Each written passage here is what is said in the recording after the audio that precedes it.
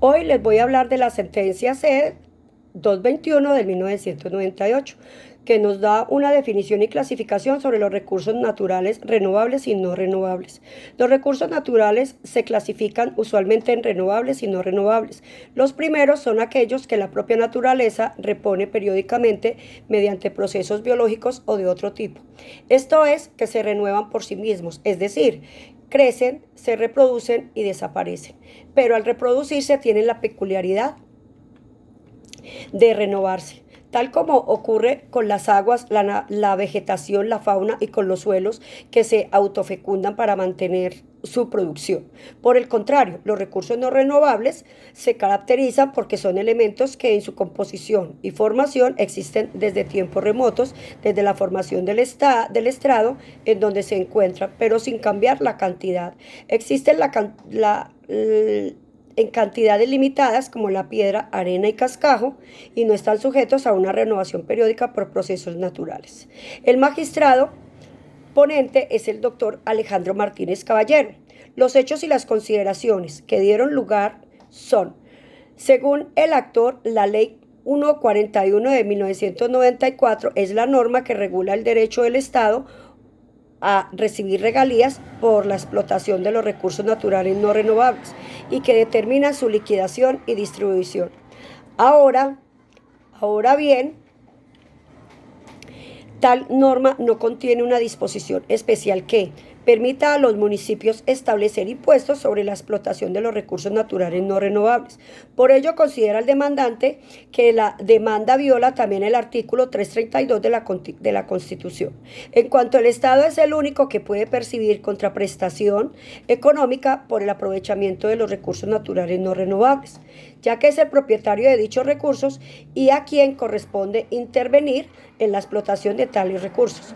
El actor sintetiza entonces sus cargos en los siguientes términos: se viola el artículo 80 de la Carta por cuanto es claro que es el Estado el único que, mediante la definición de un plan, puede definir la mejor forma de estimular o desestimular mediante impuestos, contraprestaciones o beneficios, limitaciones, prohibiciones, etc. La explotación y el aprovechamiento de los recursos naturales se viola el artículo 332 de la Constitución, por cuanto como propietario de los recursos naturales no renovables es el único que podría percibir contraprestación económica por su utilización. Se viola el artículo 334 de la Constitución debido a que es el Estado el único que puede intervenir en la explotación de los recursos naturales no renovables. Consideraciones doctrinales relevantes: sociedad civil o entidades del Estado que participan con relevancia en la discusión.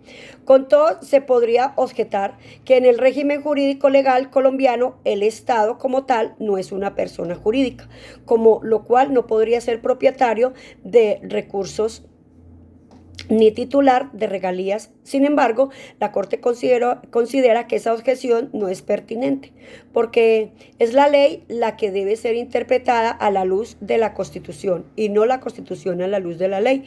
Además, como lo ha sostenido la doctrina nacional e internacional, la norma acusada autoriza a los municipios a gravar fiscalmente la extracción de arena, cascajo y piedra de los lechos de los ríos, que son recursos no renovables, como ya se vio en esta sentencia. La extracción es el caso precisamente. La explotación, que causa regalías, pues implica una reducción capital natural de estos recursos, disminución que debe entonces ser compensada al conjunto de la sociedad.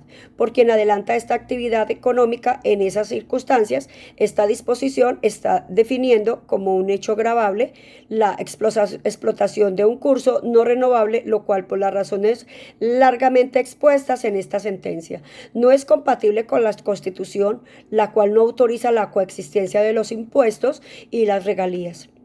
Quinto, consideraciones jurisprudenciales. Según la regulación constitucional, las entidades territoriales son quienes finalmente se benefician del producto de las regalías, ya sea por medio de los derechos de participación y de las compensaciones.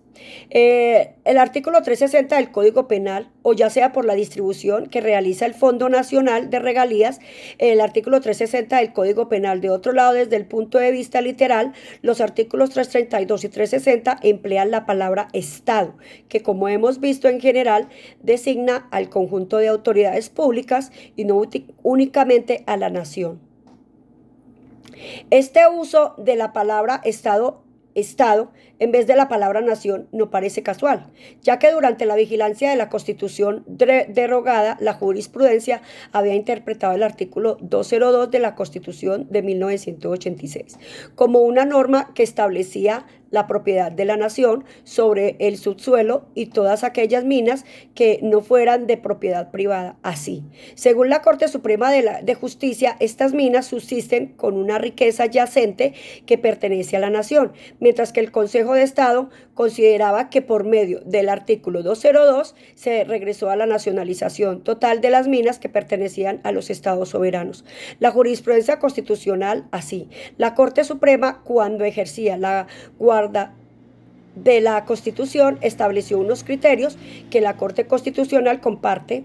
Dijo entonces, esa corporación, además de conformidad con reiterada jurisprudencia de esta corporación, la potestad para decretar impuestos es característica esencial de la soberanía del Estado, sin que exista en la Carta norma alguna que limite esa facultad en cuanto a los sujetos destinatarios de la obligación tributaria, o en cuanto a los bienes, rentas, hechos y operaciones gravables, puesto que en ninguna de las reglas de la Constitución existe prohibición de gravar a cualquiera clase de sujetos, bienes o ingresos o garantías de excepción, respeto o algunos de ellos, salvo lo que previene en materia de bienes y rentas de los departamentos y municipios. Sexto, la decisión.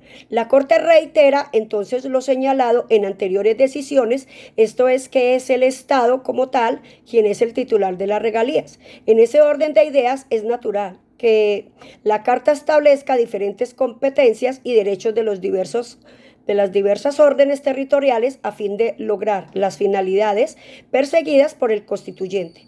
En esta materia, así la nación le corresponde la regulación y la gestión de las regalías, pues de esa manera se logra un beneficio global, equitativo para todos los colombianos. Conforme a lo anterior, parece entonces que lo procedente es que la Corte, con el fin de evitar que se prolongue una situación constitucionalmente irregular, proceda a declarar inexequibilidad la norma acusada, decisión que tendría dos virtudes. De un lado, evita que exista un impuesto sobre la explotación de un recurso no renovable, y del otro, esta decisión parece implicar que el establecimiento de regalías por la extracción de arena, cascajo y piedra de lechos de los ríos, con lo cual se cumple el mandato constitucional sobre la obligatoriedad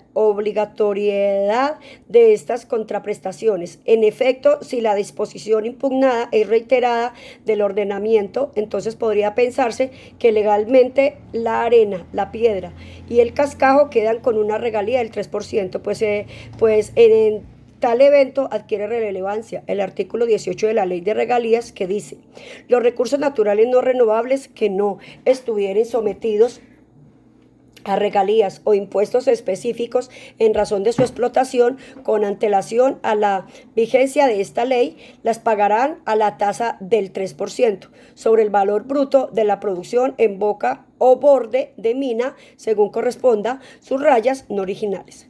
Séptima, conclusión personal. Para terminar, podríamos afirmar que se debe realizar un amplio reparto de competencias constitucionales en este campo de la explotación de los recursos y regalías, que se deben pagar no solo por la extracción de la arena, la piedra y el cascajo de los ríos, sino también por la explotación de todos aquellos otros recursos no renovables.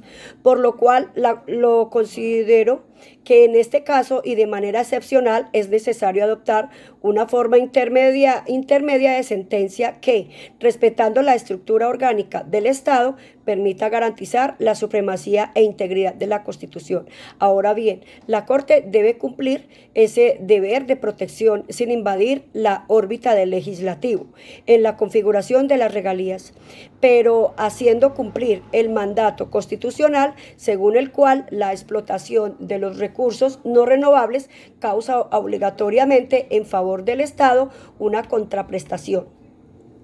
Artículo 360 del Código Penal. Muy buenas noches, muchas gracias.